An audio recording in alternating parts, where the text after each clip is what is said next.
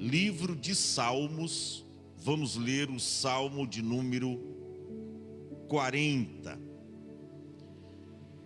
Tem gente que diz, vamos ler nos Salmos 40. Salmos é o livro, Salmo é específico, Salmo 40. Vamos ler do versículo 1 ao versículo de número 5. Salmo 1, Salmo 40, verso 1 ao versículo de número 5, que diz assim: Esperei com paciência no Senhor, e Ele se inclinou para mim e ouviu o meu clamor. Tirou-me de um lago horrível, de um charco de lodo, pôs os meus pés sobre uma rocha e firmou os meus passos. E pôs um novo cântico na minha boca, um hino ao nosso Deus. Muitos o verão e temerão e confiarão no Senhor. Bem-aventurado o homem que põe no Senhor a sua confiança e que não respeita os soberbos, nem os que se desviam para a mentira. Muitas são, Senhor meu Deus, as maravilhas que tens operado para conosco, e os teus pensamentos não se podem contar diante de ti. Eu quisera anunciá-los e manifestá-los, mas são mais do que se pode contar. Diga amém. O nosso tema é esperar com paciência no Senhor. Não é fácil, meus amados irmãos, a gente viver esta realidade contida no Salmo 40. Aliás, é um salmo super conhecido de todos. Eu tenho para mim que dos 5 salmos mais conhecidos da Bíblia, o Salmo 40 está entre eles. O maior salmo, o salmo mais conhecido da Bíblia hoje é o Salmo 23. O segundo salmo mais conhecido da Bíblia é o Salmo 91. E o terceiro vem o Salmo 40. Primeiro, Salmo 23. Segundo, o Salmo 91. E o terceiro, garantidamente, é o Salmo 40. Os 3 salmos mais conhecidos. E nós encontramos aqui algumas realidades vividas pelo salmista Davi. Primeiro ele viveu, para depois testificar, testemunhar nesse salmo o que ele viveu. Porque uma coisa é você falar aquilo que você ainda não viveu. Claro que pela fé, muitas vezes nós, numa palavra otimista, nós falamos de algo pela fé que ainda nós não vivenciamos, que nós não vivemos. Mas o salmista, ele não fala aqui de algo que ele estava vivendo, ou que no futuro ele ia viver. Ele fala de algo que ele viveu. Começa dizendo: esperei com paciência no Senhor. Ele não diz, eu vou esperar com paciência no Senhor.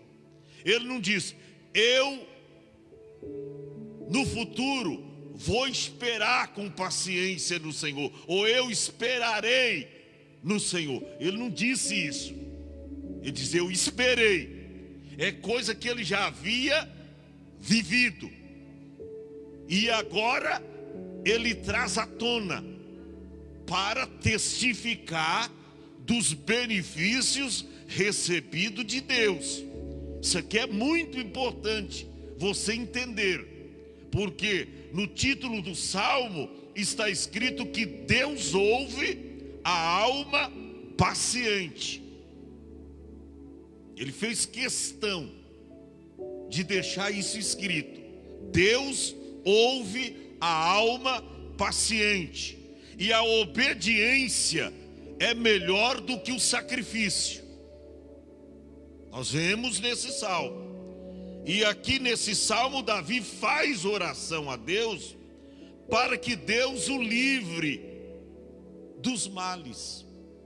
É tão interessante você entender o Salmo 40, porque é uma realidade que o salmista viveu, recebeu de Deus o livramento, e agora ele estava testificando. Preste atenção, ele viveu, essa realidade, agora ele traz à tona o que Deus fez na vida dele. Ele chega a dizer aqui: tirou-me de um lago horrível. Ele testifica, ele traz à tona o que Deus fez por ele. Ele não diz aqui: eu vou esperar com paciência no Senhor, ou eu esperarei com paciência no Senhor, lá no futuro. Ele diz: eu esperei com paciência no Senhor, e Ele se inclinou para mim e ouviu o meu clamor. Então ele traz aqui um testemunho que ele viveu lá atrás, e ele esperou nesse momento de dificuldades da sua vida. Ele esperou pacientemente no Senhor, e Deus lhe ouviu. E ele agora vem trazer esse testemunho de fé. Olha para cá, eu não sei o que você está vivendo nesse momento. Eu não sei quais são as suas agruras, as suas dificuldades.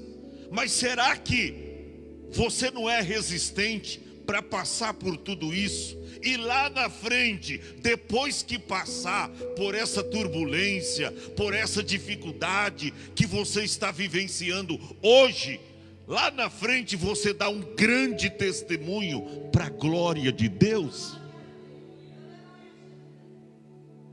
Você precisa ser uma pessoa de fé. Você precisa ser uma pessoa que saiba esperar no Senhor. Escute bem isso: esperar com paciência no Senhor inclui quietude, calma, oração e fé. Vou recapitular: esperar com paciência no Senhor equivale dizer que você tem quietude. É que você não abre o bico na hora da prova. É que você não começa a questionar com Deus e revidar a realidade que você está vivendo. Não. Esperar com paciência inclui quietude, calma, oração e fé. Porque o salmista Davi, ele diz: esperei com paciência no Senhor. Quem não conhece a história de Davi? Quem não sabe, biblicamente falando, quem foi Davi? Aquele jovem que enfrentou o gigante Golias. Até nas classes infantis da igreja, kids da igreja, a gente ensina isso para as crianças. Eles sabem, quem foi o homem, quem foi o jovem que matou o gigante Golias. O que as crianças vão dizer? Davi. Inclusive tem um aqui. Mas a história de Davi começa lá no campo. Quando Davi, por obediência ao seu pai, por isso ele diz e testifica nesse salmo, que a obediência é melhor do que o sacrifício, porque os demais irmãos de Davi estavam lá no videogame, na sala, com a vida esplêndida, regalada. Aonde estava Davi, um jovenzinho de 12 anos de idade? Lá no campo, pastoreando as ovelhas do seu pai Jessé.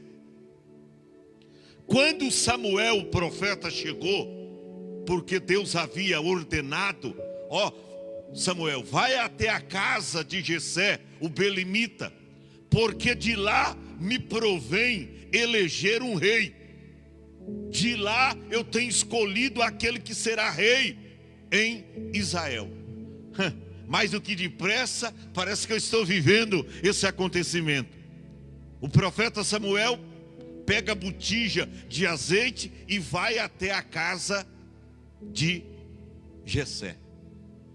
Chega lá, ele anuncia o que de fato vier a fazer. Daqui a pouco, na fila de Eliabe, se apresenta 7 varões. Na fila de Eliabe tinha 7. Os 7 estavam presentes, mas nenhum foi escolhido. Na fila de Davi só tinha um, mas só tinha plaqueta, porque o um não estava presente, estava lá no campo cuidando de ovelhas. Aí Deus disse para Samuel, não sente à mesa até o escolhido do Senhor se apresentar. Depois que passou 7 filhos de Jessé e nenhum fora escolhido, e olha que até que se fosse pela bondade de Samuel, teria escolhido Eliabe, porque quando ele viu Eliabe, ele diz, certamente está diante de mim o escolhido do Senhor. Quase que Samuel vai na onda da aparência, missionária Abigail. Quase que ele vai na onda da aparência. Ele diz, está diante dos meus olhos ungido do Senhor. Quase que ele pega a botija para derramar o azeite na cabeça de Eliabe. Aí Deus diz, para aí Samuel, para tudo. Nananina não, eu não tenho escolhido a este. Sabe por quê, Samuel? Eu não olho como vê o homem. O homem vê aquilo que está diante dos seus olhos, mas eu, Senhor, eu olho para o coração. Glória a Deus. Eu olho para o coração. E aí, Deus disse, manda chamar o Davizinho. E Davi vem, e ele é ungido rei de Israel, no meio dos seus irmãos. Agora, é uma linda história até aqui, né? Só que Davi tinha 12 anos, quando foi ungido o rei de Israel. Mas sabe com qual idade Davi assumiu o trono? 30 anos. Passou-se 18 anos e ele não foi para Jerusalém, porque agora a sede do reinado era lá. Ele não foi assumir o trono. Ele ficou em Hebrom 8 anos e ficou por ali. E Saul procurando o rei, Davi, o rei, que já tinha sido ungido rei em seu lugar. Saul o procurava ferozmente para matá-lo, e Davi fugindo da presença de Saul, e nisso os anos foram passando. E ele só assumiu o trono quando tinha 30 anos de idade. Foi consagrado com 12 anos. 18 anos se passaram. Os comentaristas concordam com isto, que ele tinha 12 anos quando foi consagrado e ficou 18 anos à espera. E nessa espera, já sendo ungido o rei, sendo o rei de Israel, ele não teve pressa de assentar-se no trono. e agora sendo perseguido pelo seu inimigo feroz, que era Saul e os seus homens. E ele fugindo, porque Davi, ele não queria encrenca. Eu disse: não, longe de mim que eu toque no ungido do Senhor, não vou tocar não. E ele fugia. Deus deu para ele a oportunidade. Se ele quisesse matar o rei Saul, ele teria matado, porque teve uma oportunidade que Saul estava dormindo, e ele veio mansamente e só cortou a orla dos vestidos de Saul e disse: está vendo? Se eu quisesse te matar, eu teria matado. Mas por quê? Porque Davi diz: não, o meu negócio agora não vai ser espada. Espada é com o inimigo, espada é com o gigante. Agora a minha guerra é outra. A não ser que Jeová manda matar. Mas ele não me deu essa ordem. Deus colocou Saul, é Deus que cuida dele. E aí se passaram 18 anos e ele sendo perseguido. Foi por isso que quando Davi assumiu o trono, ele escreveu o Salmo 40. E ele diz: ó, eu esperei com paciência no Senhor. Tem gente que às vezes faz um propósito com Deus, irmão, ora uma semana, não recebeu o milagre, ele desiste. Ora 15 dias, um mês, não recebeu o milagre, desiste. Davi esperou 18 anos, mas não desistiu. Mas chegou o dia dele cantar o hino da vitória. Olha para cá, você que está conectado conosco, vai chegar o dia do seu triunfo, vai chegar o dia da tua vitória, vai chegar o dia de você triunfar, de você, se alegrar, vai chegar o dia da tua bênção. Mas enquanto esse dia não chega, passe pelos processos. Porque muitas vezes, irmão, as coisas acontecem dentro da vontade plena de Deus. E aí tem um processo para a gente passar. E sabe que tem crente que não quer se submeter ao processo de Deus. Ele quer que as coisas aconteçam tudo do jeito dele, na hora dele, no tempo dele. Não é assim, irmão. Você tem que esperar o processo de Deus. A Bíblia diz lá em Eclesiastes, capítulo 3, que há para todas as coisas um propósito de Deus para elas. Há tempo para tudo. Tudo tem o seu tempo determinado. E há tempo para todo propósito debaixo do céu. Há tempo para tudo. Davi, ele soube esperar. É por isso que você precisa entender o Salmo 40. Porque ele não fala de uma realidade que ele estava vivendo no presente, ou nem viveria no futuro. Ele falava de algo que já havia acontecido com ele. Por isso a sua palavra é: esperei com paciência. Ele não diz: eu estou esperando com paciência, ou eu esperarei com paciência. Nananina não. Ele diz: esperei. Lá no passado, esperei com paciência no Senhor, e ele se inclinou para mim e ouviu o meu clamor.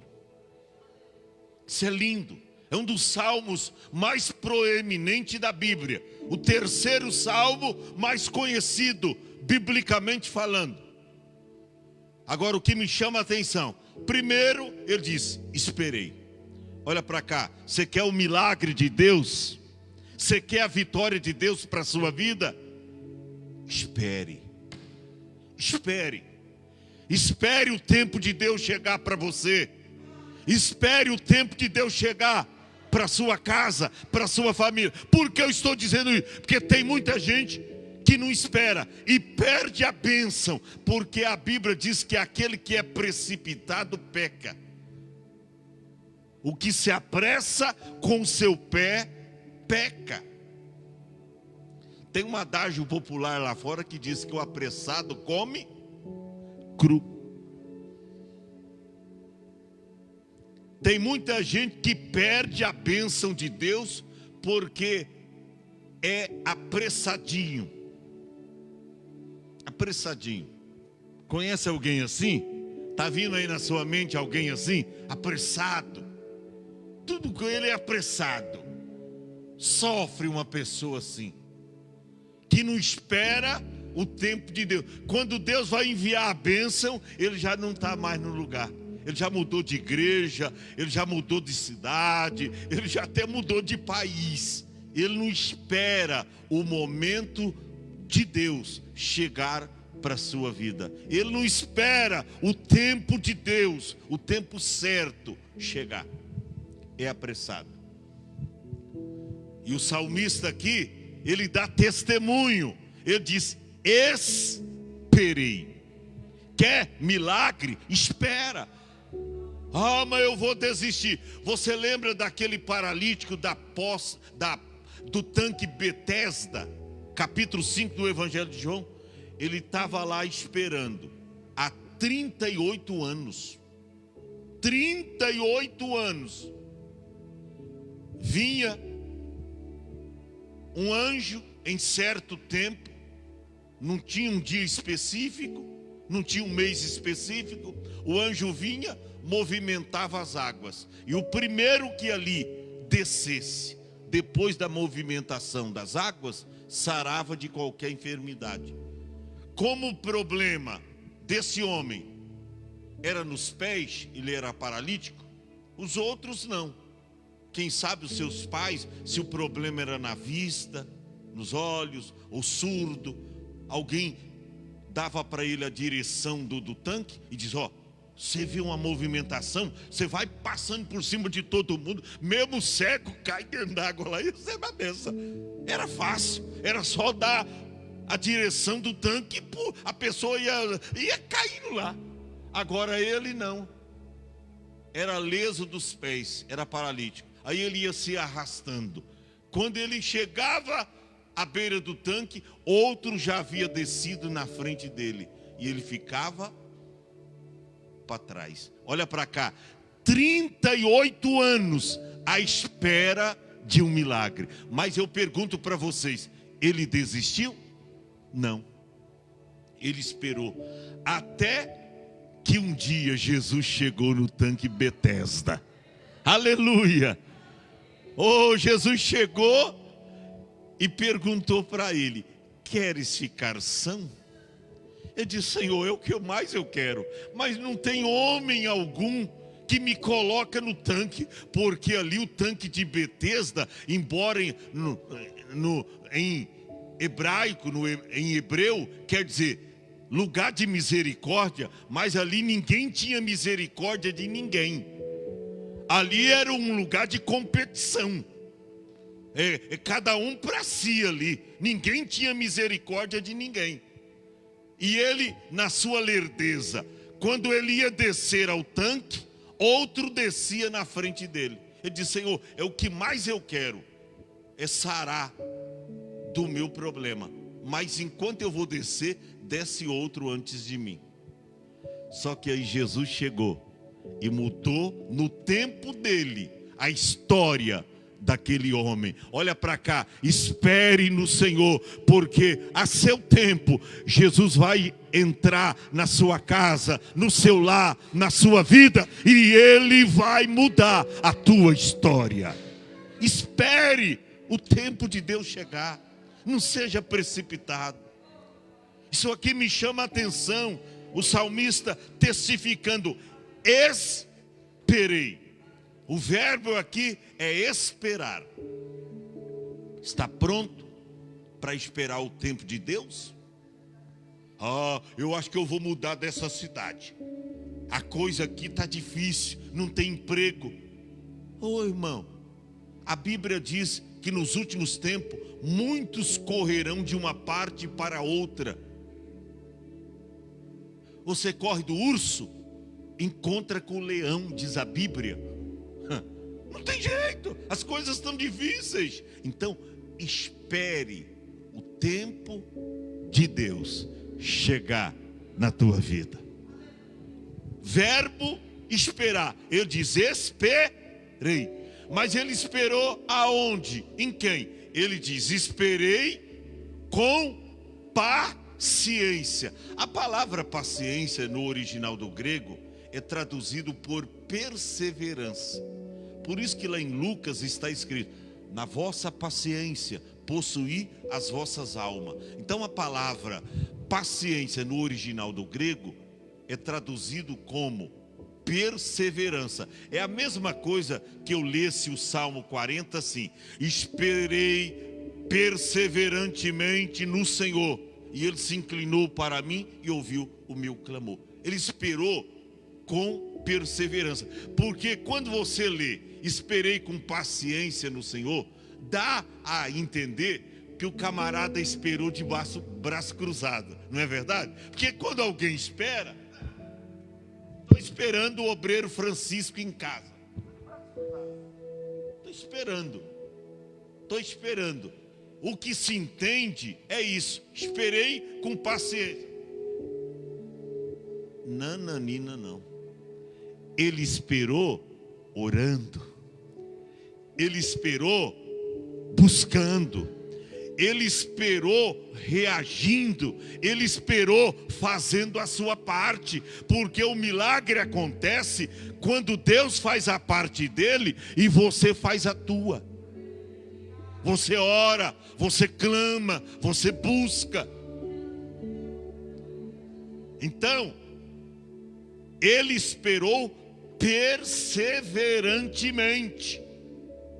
No original do grego é lido assim: esperei perseverantemente. Mas ele esperou em quem? Nos políticos? No presidente da república? No governador? No deputado? No prefeito? No vereador? Ele esperou em quem? Ele esperou no Senhor. Outro segredo: você está esperando em quem? Político fulano de tal me prometeu que vai fazer isso. Esquece. Você vai ficar frustrado. Você vai ficar com a sua fé frustrada. Porque o homem promete e não faz. Deus não promete, mas Ele faz. Sabe por quê? Porque a palavra de Deus é verdadeira e tem gosto de mel. A palavra de Deus é verdadeira e tem gosto de mel. A palavra do homem tem gosto de barro, é mentirosa, se desfaz. A palavra de Deus tem gosto de mel, a palavra do homem tem gosto de barro. Por que gosto de barro? Porque o homem é terreno, terrestre, terráqueo, é de barro. O homem é de barro. Então, ele esperou perseverantemente, né? Com paciência, diz o texto. Ele esperou em quem? No Senhor. E aí ele testifica: e ele se inclinou para mim. O que é se inclinar? É fazer assim, ó. A Bíblia diz em um dos salmos: quem é o nosso Deus que se inclina para ver o que está acontecendo na terra? Quem é o nosso Deus que se inclina, que se curva, diz a Bíblia? Pode procurar, está na Bíblia. Quem é como o nosso Deus que se curva, que se inclina para ver o que está acontecendo na terra? Oh, irmão, esse é o meu Deus, é o teu Deus, esse é o nosso Deus. Oh, que que testemunho lindo do salmista. Esperei com paciência, isso é, com perseverança no Senhor. E Ele se inclinou para mim. E diz ele, e ouviu o meu clamor. Olha para cá, clame, porque Deus vai ouvir o teu clamor. O Salmo 34, versículo 17, está escrito: os justos clamam, e o Senhor os ouve, e os livra de todas as suas angústias, de todos os seus temores. Aleluia, glória a Deus. É só você clamar. Olha que lindo testemunho de Davi. Esperei com paciência no Senhor, e Ele se inclinou, Ele se curvou para mim dos altos céus, e ouviu o meu clamor.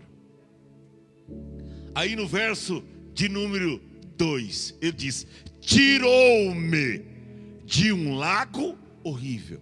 Isso é testemunho. Não era algo que estava acontecendo no presente, era algo que havia acontecido com ele. E ele dá testemunho aqui: tirou-me de um lago horrível. Olha para cá, que lago horrível você está vivendo nesses últimos tempos agora? Lago da enfermidade, dos problemas, das adversidades, das perseguições. Que lago é que você está vivendo? Ele diz: tirou-me de um lago horrível e de um charco de lodo. Você sabe o que é charco de lodo? Irmão, é a mesma coisa de alguém te jogar na lama. Charco de lodo é um charco de lama. Sabe? Você já viu quando um caminhãozinho com um motor já bem velhinho, quase fundindo, os pneus careca, numa rua barrenta, e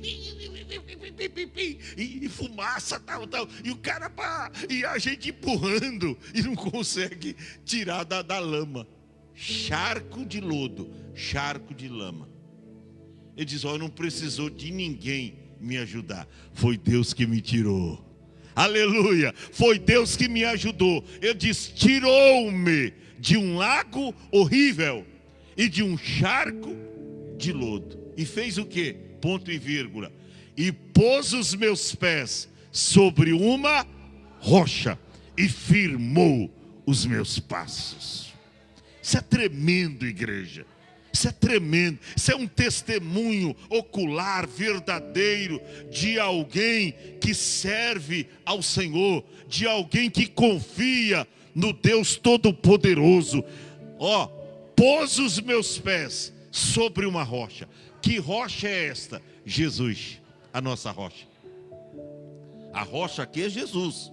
Pôs os meus pés sobre a rocha e firmou os meus passos. Ou seja, ele tinha os passos meios trêmulos, quem sabe oscilando para lá e para cá.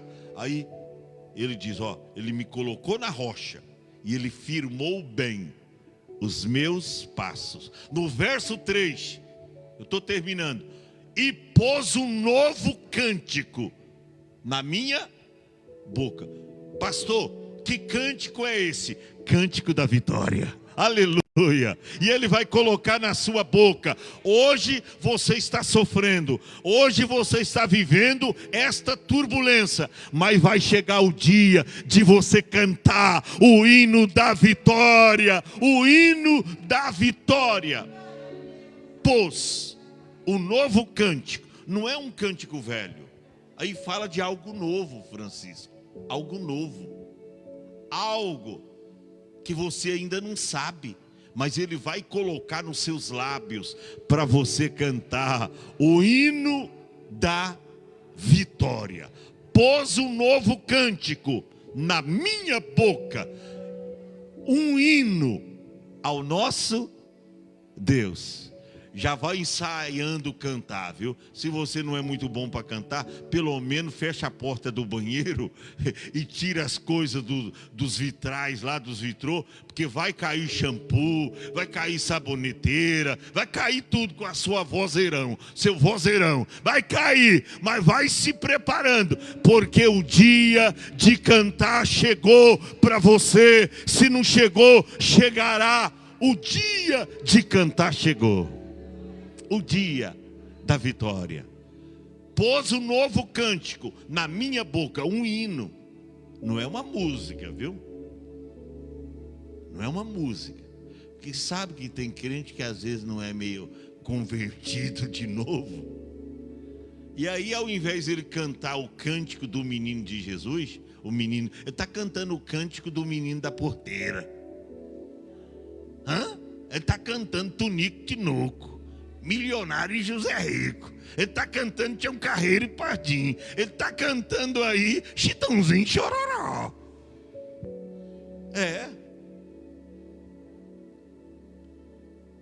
Eu dei oportunidade para o irmão ele cantar um hino. No tempo que eu saí de casa, falei, não é esse louvor não. Não é esse louvor não, mamãe. Eu pensei que ele falou que ia cantar um hino. Eu falei, o filho que saiu de casa. Eu falei, o filho pródigo. Aí ele disse, era o Chitãozinho e Chororó. Aí não. Irmão, é um novo cântico. É cântico espiritual. É o cântico da vitória que Deus vai colocar na sua boca. E o salmista diz, muitos o verão. Muitos vão ver esse cântico. Muitos ouvirão esse cântico. Muitos o verão e temerão e confiarão no Senhor. Isso é tremendo. Isso é maravilhoso.